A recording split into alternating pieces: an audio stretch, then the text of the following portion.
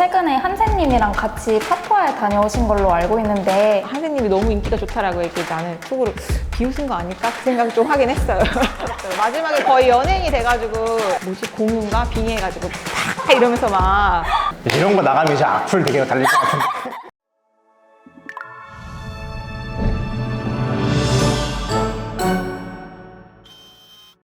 네, 안녕하세요. 안녕하세요. 네, 저는 기후솔루션에서 산림보호 활동하고 있는 송한세라고 합니다. 저는 기후솔루션에서 언론 일을 하고 있는 김의진이라고 합니다. 네, 안녕하세요. 저는 공익법센터 어필에서 일을 하고 있는 정신영이라고 합니다. 저희는 이제 한국에 오시는 난민들, 또 인신매매 피해자들, 구금된 이주민들, 무국적자들 지원하는 일을 주로 하고 있는데요.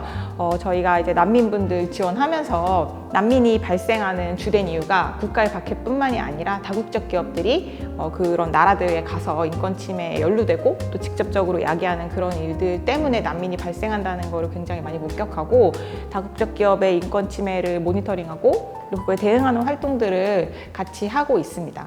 기후랑 인권 그 관계에 대해서 조금만 좀 기초적인 설명을 해주실 수 있으실까요? 그게 이제 기후위기가 점점 심각해지면서 좀 많이 우리 이 기후위기는 왜냐하면은 인권에 미칠 수 있는 가장 심각한 위협이 된다라는 거를 인식을 하게 된 것 같아요. 그리고 이게 모든 사람에게 동일하게 오지 않거든요. 대표적인 예로 섬나라 사람들은 자기 삶의 터전이 위협을 받게 되는 거잖아요.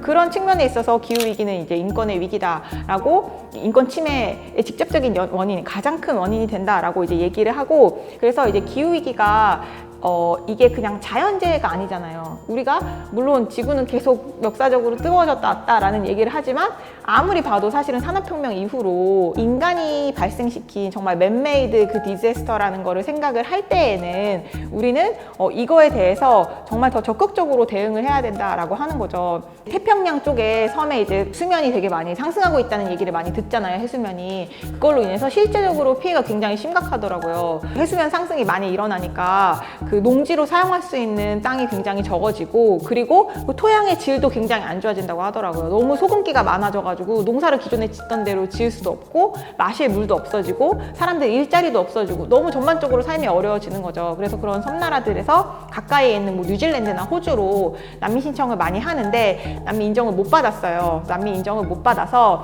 이 사람들이 이제 유엔의 이제 자유권위원회라는 데가 있는데, 그 자유권위원회에서 뉴질랜드 정부가 우리 권리를 침해했다, 우리가 우리의 생명권을 침해했다라고 주장을 했거든요. 근데 그거에 대해서 이제 유엔 자유권위원회가 처음으로 이 기후위기로 인해서 피해를 입어서 난민 신청을 한 사람이 그런 난민 사유가 충분히 될 수 있고, 그 사람을 원래 자기 있던 곳로 돌려보내는 거는 정말 그거는 이제 생명권 침해가 될 수 있다라는 얘기를 했어요.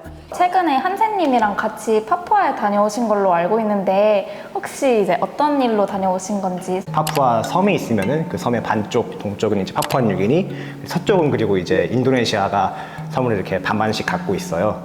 저희가 간 곳은 그 중에서 인도네시아의 영토에 있는 지역인데요.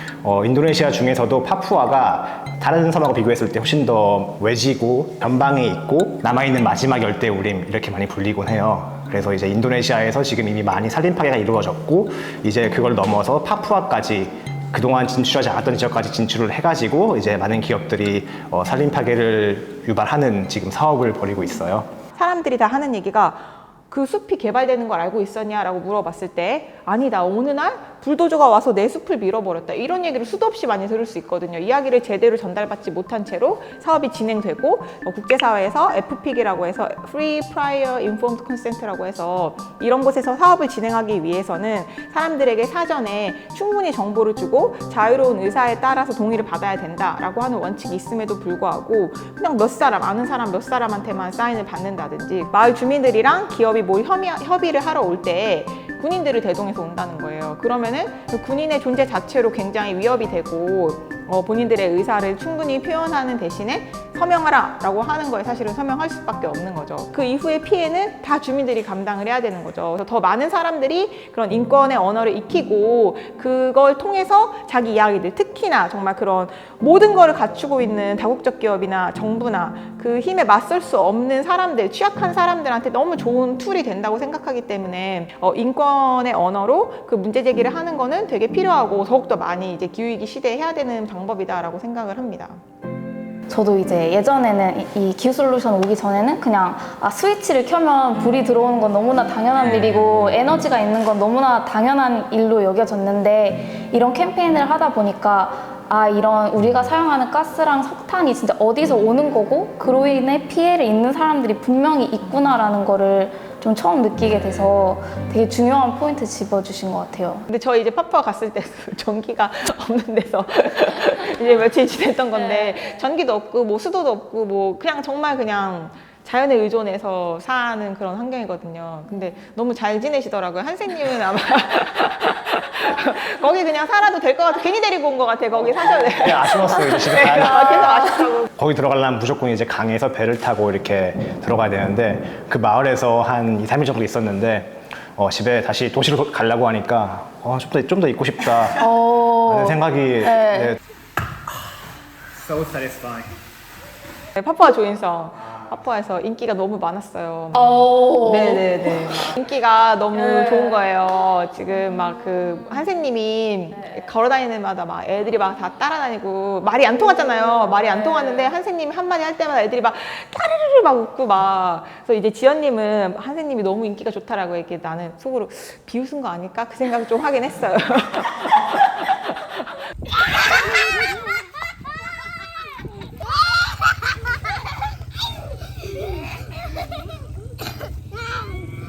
막 자카르타에서도 무슨 저희가 다른 협력단체 만났는데 다짜고짜 카메라를 들이대면서 본인이 이제 그 만든 무언가에 대한 소감을 이렇게 물어보는데 너무 깜짝 놀랐어요. 거의 뭐지 공유인가 빙의해가지고 팍 이러면서 막 자료화면을 꼭 넣어주시면 안 돼요. 경악스럽더라고요. 마지막에 거의 연예인이 돼가지고 인도네시아를 떠나는 게 아마 아쉬웠던 게 아닌가. 한국 기업들이 이제 파푸아에 진출을 해가지고 문제를 발생하고 있는 것 중에 하나가 그 파뮤라고 제가 알고 있는데요. 그럼 파뮤가 어떤 문제가 있는지 좀 설명 좀 부탁드리겠습니다. 제가 느끼기에는 어쨌든 이 대량 생산 시스템 있잖아요. 이거를 굉장히 많이 생산을 해야 되는 데서 오는 문제들이 굉장히 많은 것 같아요. 사람들이 이제 농사를 짓던 땅 내지는 아까 얘기했던 것처럼 그런 오랫동안 자기 방식으로 삶을 유지해 나가던 토착민들이라고 하는데 그분들의 땅들을 차지해가지고 거기다가 대규모 플랜테이션을 만드는 거예요. 그러니까 이런 인도네시아는 이제 팜유 플랜테이션이 엄청나게 많이 생긴 거고 그리고 남미 같은 데는 보면은 뭐 콩이라든지 뭐 옥수수라든지 이런 식용작물을 그거를 바이오연료로 전환해가지고 기후위기를 대응하겠다라고 계획을 세운 게 이제 한참 붐이 일었던 게 이제 10여 년 전인 거죠.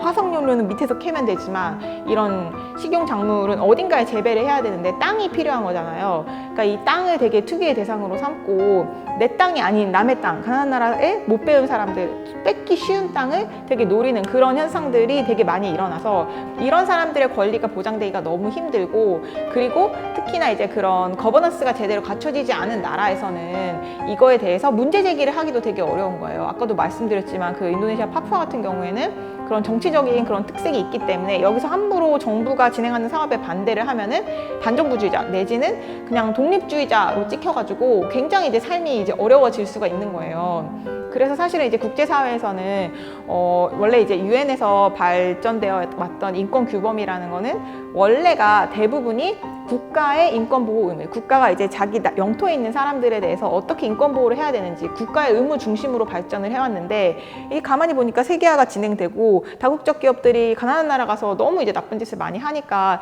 이걸 어떻게 규제해야 되나라는 논의가 많이 되면서 기업도 인권 존중에 책임이 있다라는 얘기가 나오기 시작했어요. 기업이 인권 침해에 대한 책임을 갖고 있고 그거에 대해서 대응책을 세워야 된다라는 것에 대해서 합의가 된 게 2011년이고요. 그게 유엔에서 이제 UNGP라고 하는 원칙에 대해서 합의가 됐는데 그 원칙에 대해서 합의가 이루어진 뒤 지금 10년이 넘게 지났잖아요. 그 원칙만으로는 기업의 관행을 변화시킬 수 없다라는 거에 대해서 많은 나라들이 이제 많은 기업들의 행태를 보면서 그에 동의를 하고 있고 그래서 대표적인 그런 법 중에 하나로 공급망에서 일어나는 내 기업뿐만이 아니라 뭐 자회사가 될 수도 있고 아니면 물건을 구매하는 회사가 될 수도 있고 아니면 원료를 구매하는 회사가 될 수도 있는데 그런 공급망 전역에서 일어나는 인권 침해나 환경 파괴에 대해서 미리 실사라는 절차를 통해서 인권 침해나 환경 파괴 문제가 있는지 알아보고 그럴 수 있을 있을 것 같다라고 하면은 대응책을 세우고 또 그 과정에서 이해관계자라고 하는 사람들과 다양하게 대화를 나누는 절차를 명시를 하고 단순히 그 듀딜리전스 실사뿐만이 아니라 피해가 발생했을 때 실사를 제대로 하지 않아서 피해가 발생했을 때는 피해자들이 구제책을 구할 수 있게 해주는 그런 것들이 잘 반영된 법안을 만드는 게 중요하다라는 얘기가 여러 나라에서 이루어지고 있고 지금 EU도 한참 논의가 진행 중이고요. 우리나라에서도 그런 법을 만들어야 된다라고 해서 몇몇 단체들 또 이제 주장하고 있는 곳들이 있습니다. 남의 나라에서 일어나는 일이랑 우리나라랑 무관하지 않잖아요. 어쨌든 종국에는 이게 정말 지구온난화에 기여를 해가지고 우리 모두가 다 위기에 처하게 되는 문제이기 때문에 지구적으로 우리가 이 기후의제라는 거를 대응하기 위해서는 이런 이 사람들 정말 어떤 특정 취약계층의 인권 문제니까 우리는 상관없어 라고 해서는 절대 대응을 할 수가 없다는 거죠. 이 문제는 결국 나의 문제야 라고 인식을 하고 이런 법들을 만들고 대응을 해야 된다라는 인식이 없으면은 이 기후위기에 대해서 대응하는 일은 절대 불가능하다라는 생각이 많이 들어요.